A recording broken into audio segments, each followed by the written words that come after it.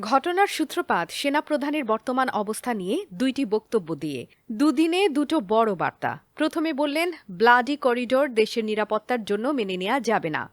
পরের দিনই জানিয়ে দিলেন, এই বছরের মধ্যেই জাতীয় নির্বাচন চাই। তার স্পষ্ট কথা, নির্বাচিত সরকারই দেশের ভবিষ্যৎ ঠিক করতে পারে। এই বক্তব্য আঘাত করে অন্তর্বর্তী উপদেষ্টা সরকারকে এরকম আলোচনা শুরু হয়। এরপরই ছড়িয়ে পড়ে গুঞ্জন।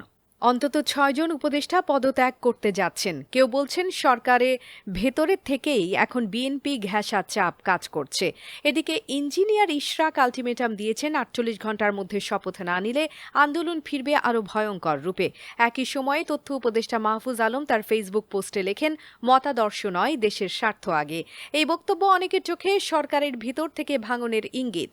রাত বাড়ার সঙ্গে সঙ্গে ঘনীভূত হয় রাজনৈতিক নাটক। একাধিক রাজনৈতিক দল ও নাগরিক সমাজের পক্ষ থেকে উঠে আসে জাতীয় ঐক্যের ডাক। তাদের ভাষ্য, সমাধান আসতে হবে সংলাপ থেকে, সংঘাত থেকে নয়। আন্তর্জাতিক মহলও নীরব নয়। মানবাধিকার সংস্থাগুলো বলছে, বাংলাদেশে নাগরিক স্বাধীনতা প্রশ্নের মুখে। বিশ্ব এখন নজর রাখছে এই সংকটের দিকে। আর এই সবের মাঝে ছড়িয়ে পড়ে নতুন গুঞ্জন, প্রধান উপদেষ্টা ডক্টর মোহাম্মদ ইউনূস কি পদত্যাগ করছেন?